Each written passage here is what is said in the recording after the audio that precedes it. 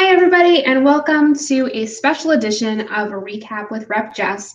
I was only planning to do a Wednesday edition this week, but we had some incredible bills that we passed today that I just had to come tell you about. I wanted you all to hear from me. And of course, if you follow me on Twitter, you will see as I vote on the bill, I tweet about why I, voted for or against it. So if you want to keep up with the play-by-play, that's on Twitter.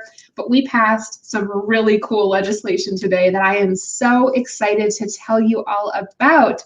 So let's get right to that.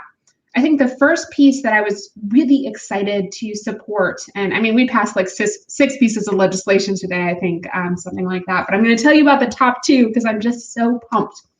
So the first one was to ensure that the National Guard is able to effectively work with the administration and the Department of Health to work on vaccine distribution. This is going to be critical, especially, and here again, I'm encouraging you to reach out to your congresspeople and our federal senators to ensure that as we ramp up in terms of the amount of vaccine that we're getting from the federal government, that we have the resources and the infrastructure to get that to people as quickly as possible. So I was really pumped to support this bill because it means that our community is going to be able to have a much more effective vaccine distribution strategy. And of course, shout out again, you all know that I fought hard on this in our health committee hearing on vaccines to make sure that the Department of Health has an actual plan for people to sign up to get vaccines. I'm hopeful that the administrative capacity of the National Guard is going to be something that can come in and actually develop that plan because we know right now 211 in Allegheny County got something like 15,000 calls a second when they announced that they would start registering folks for vaccine over the phone. So we need to beef up that capacity really quickly, and calling in the Guard, I think, is an incredible way to do that. I also, as you all know, gave a nice shout out to Spartan Pharmacy, and there's several other independent pharmacies that are doing great work vaccinating people too.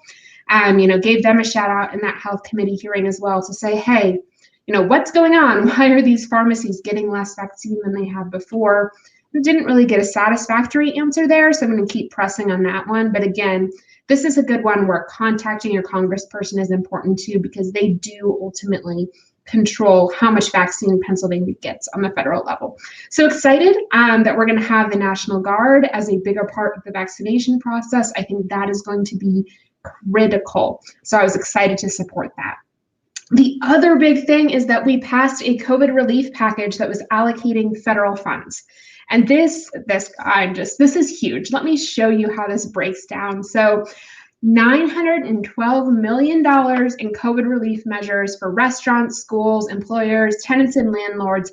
And that includes $570 million for rent and utility assistance.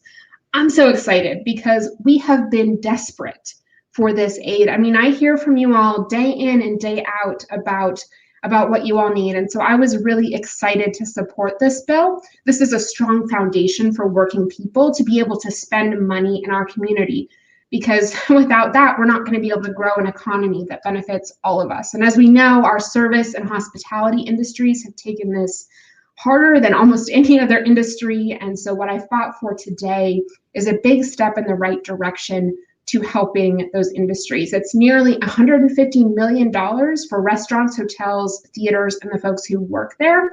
And that's money that goes to every single county in the state, including, of course, Allegheny County. More than $500 million in emergency rental assistance to every single county in the state, because you can't ask someone to quarantine in their homes if they don't have one.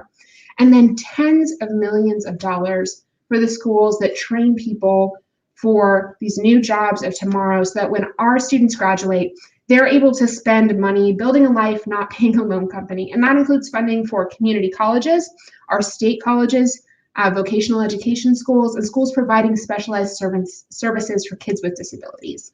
This is a real help for working people, and I was so excited to support this bill, to support this piece of legislation.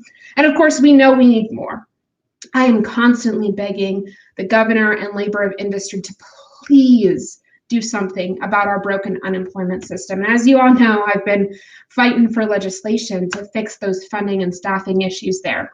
But if you specifically are dealing with issues with unemployment, please call my office or zip my office an email, and we will do our best to help you with your individual circumstance. And I'm going to keep fighting for us in Harrisburg. I think it is so important that we have a legislature and a governor that supports working people, and that we are passing bills and budgets that reflect that real support for everyday Pennsylvanians. That's what I've always fought for, and that's what I'm going to keep fighting for.